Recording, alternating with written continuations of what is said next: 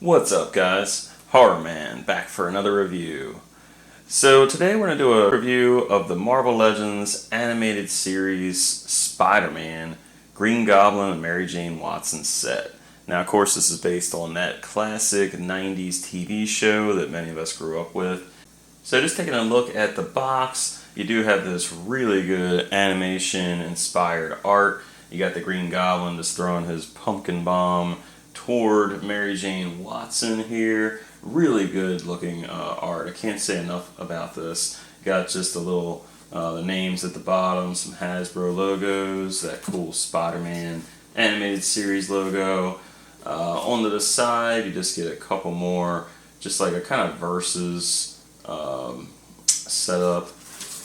And then on this side is really cool. You get like the VHS style packaging, so it looks like it's like a box set of two different tapes. I really like that. I really love the artwork of them at the bottom. Very comic inspired.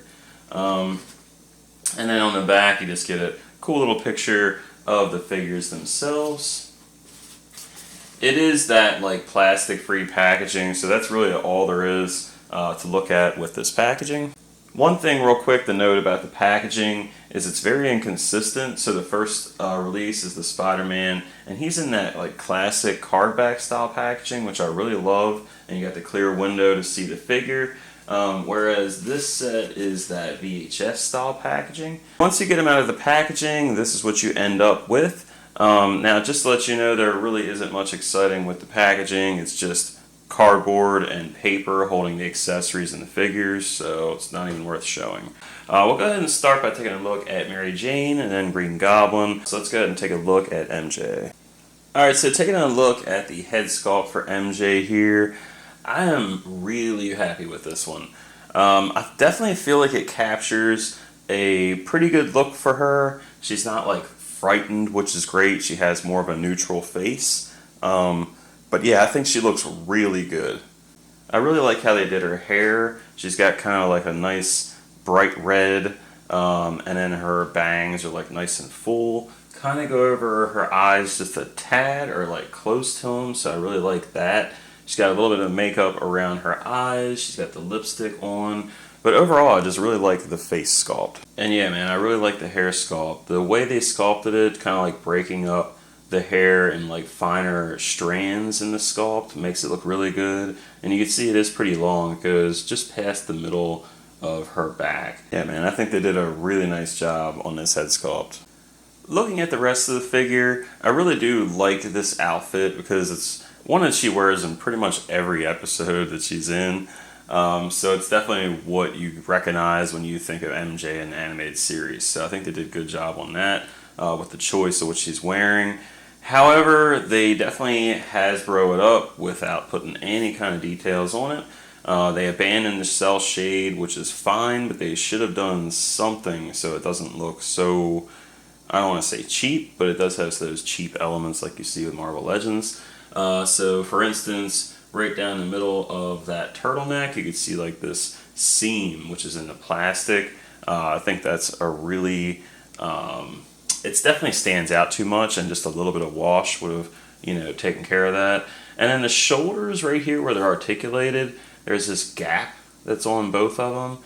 I really don't like that. Like they're in a mode where they're trying to go pinless, but they do stuff like that. So I don't understand that one. I do like that there's like some kind of shading or something around the buttons on her sweater, so it really looks good. It's about the only cell shading I see on this figure, but it definitely works out. But yeah, there really isn't a whole lot of details. The hair has really nice details in it, the face has nice details in it, but I feel like the body is pretty plain. And then finally down to the bottom half of the figure, you do just get her nice tight blue jeans and cowboy boots. And again, this is another area where I feel like, Hasbro kind of Hasbros it up.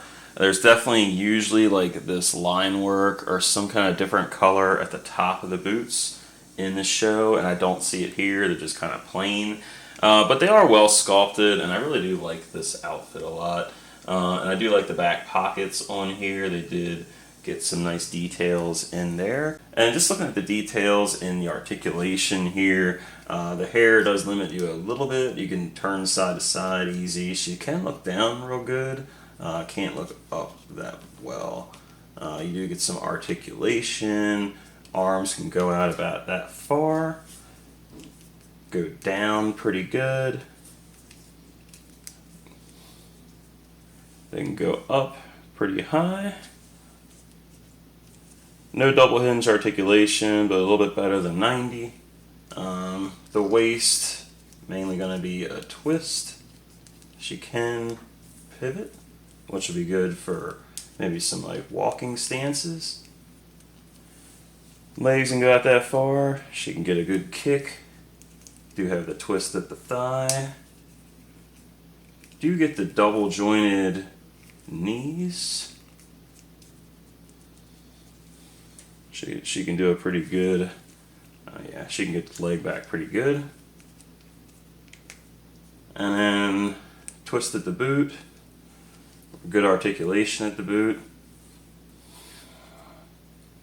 And then she can pivot just a little bit. So, yeah, overall good articulation.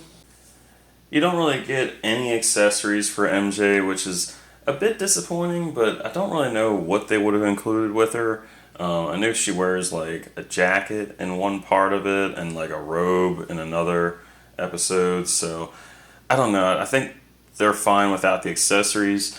You do get a hand, so you can get 2 relaxed hands, and then you also get a fist, so you could do either a set of fisted hands or a set of relaxed hands. So not too bad for MJ. I think if I got anything else with her, I would like to get like one of those kind of like the damsel in distress faces, kind of like a scared face or something, to kind of go along with the Green Goblin, since they were in a pretty crucial episode together. So speaking of Green Goblin, let's go ahead and take a look at the Green Goblin. Alright, so taking a look at the Green Goblin, starting with the head sculpt here. This is a really, really good head sculpt. Definitely right out of the animated series.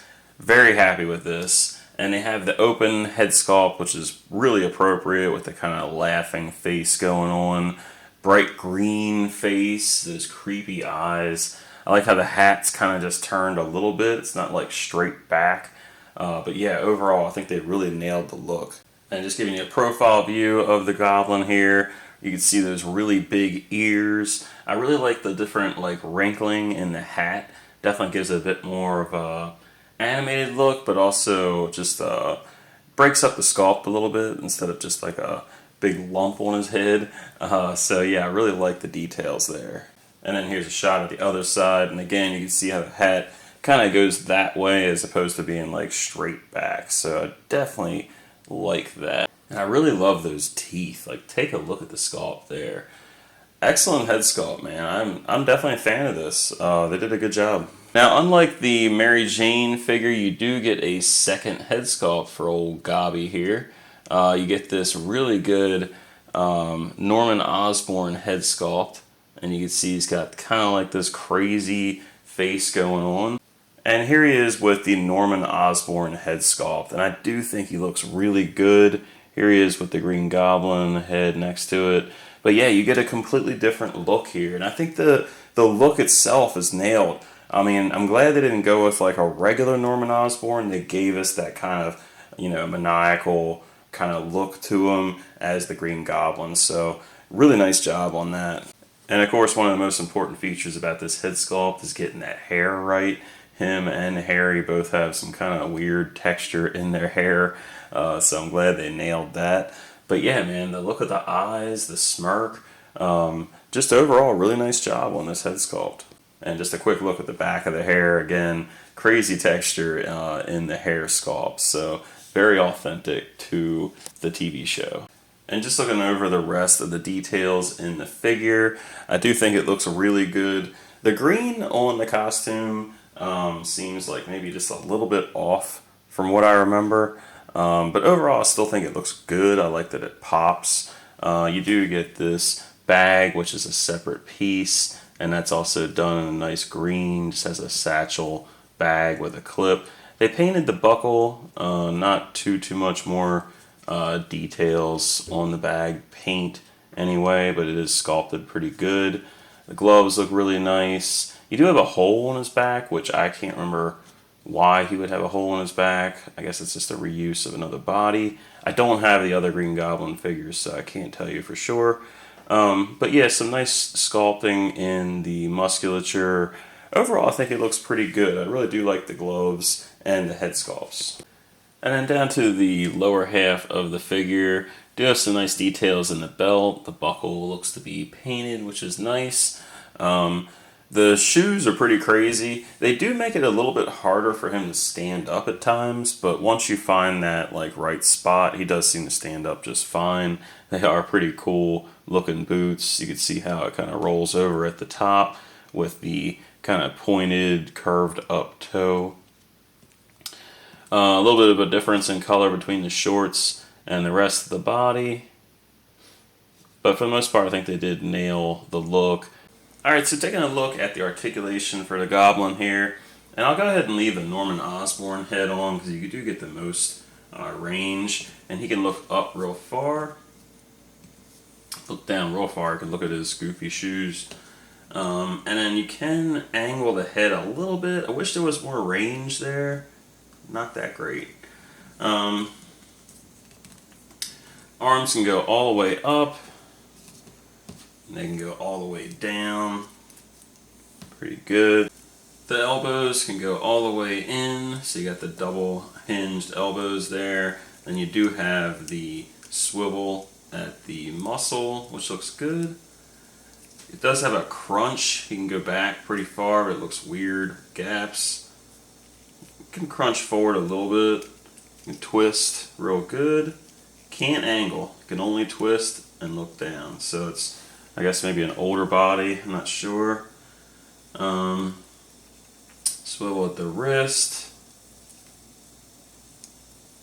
Pretty good wrist articulation. Legs go all the way out. Swivel at the thigh. It's really weird though because of the musculature, so I don't really like that. Double hinged knees, so that's good. Rotation at the cuff. Do get a lot of range in the feet, which is great for that glider. You get plenty of ankle rockers, so pretty good articulation for this guy. He does tend to pop out just a little bit, so it might have been, I don't know if this was ever like a Build-A-Figure body. I feel like they did a Build-A-Figure a long time ago. But yeah, he has a little bit of issues with things popping out.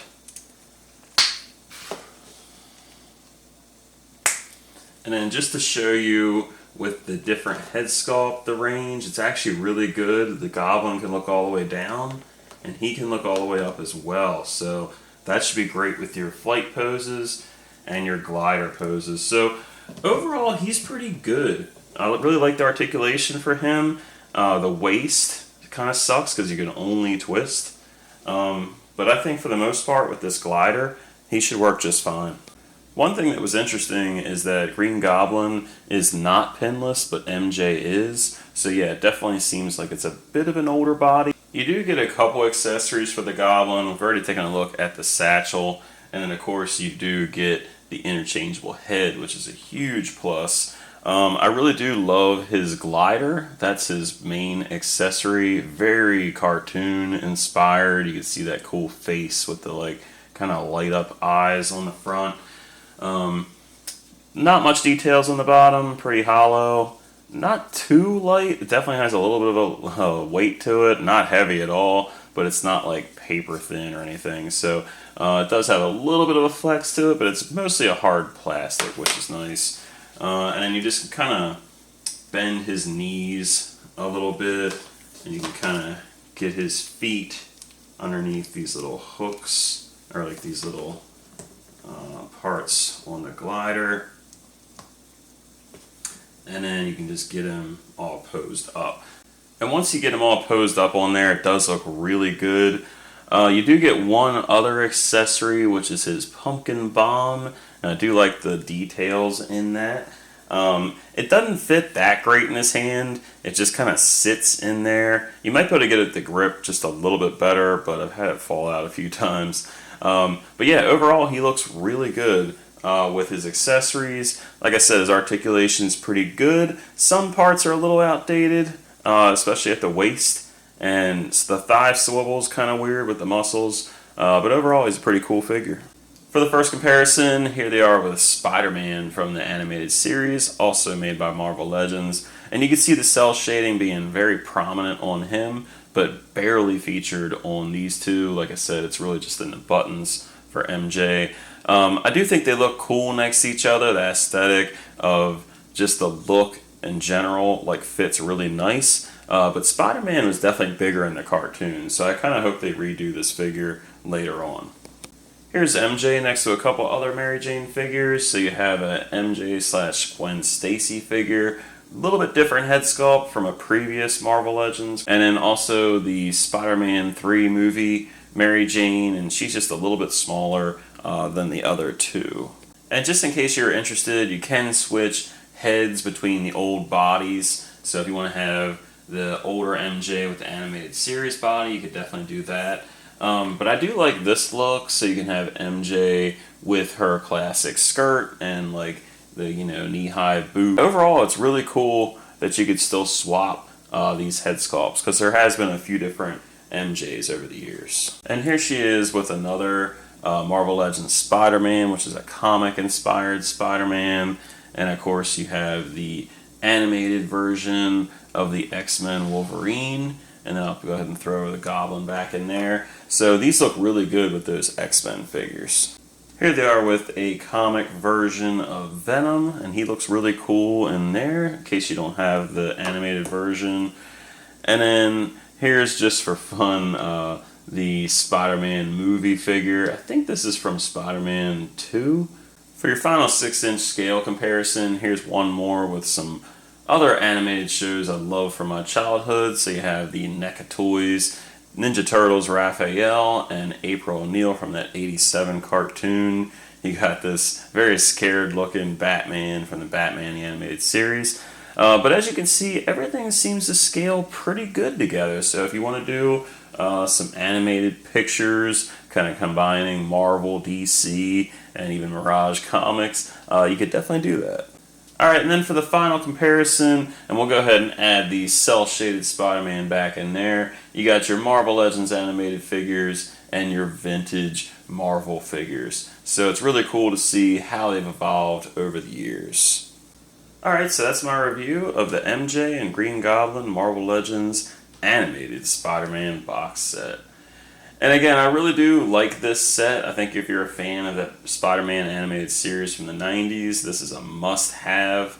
We don't get a whole lot of MJ figures. Mainly they've been from comics and some of the newer Spider-Man movies. So it's really nice to have that animated series looked at again. It's definitely something I grew up with and definitely admire. And it's nice to see some appreciation for it. So last time I checked, they did have these still available on Hasbro Pulse. If you want to order these, they are an exclusive. I would definitely highly recommend getting them before they sell out. Eventually these do seem to sell out, and they tend to get kind of expensive. So thanks for watching my review. If you liked it, go ahead and leave a like. If you have a comment or question, do that.